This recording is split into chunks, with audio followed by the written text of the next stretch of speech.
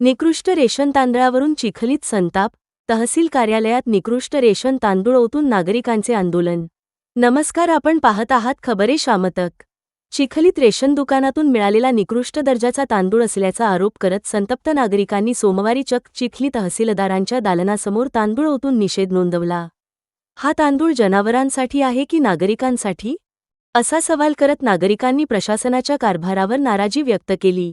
निकृष्ट धान्याचा पुरवठा करणाऱ्यांवर कारवाई करावी आणि लाभार्थ्यांना चांगल्या दर्जाचे धान्य मिळावे, अशी मागणी करण्यात आली। दरम्यान पुरवठा निरीक्षक प्रियंका सोनुकुसळे यांनी नागरिकांची तक्रार गांभीर्याने घेतली असून वरिष्ठांना याबाबत कळवण्यात येणार असल्याचे सांगितले। मी प्रियंका सोनकुसे, निरीक्षण अधिकारी चिखली।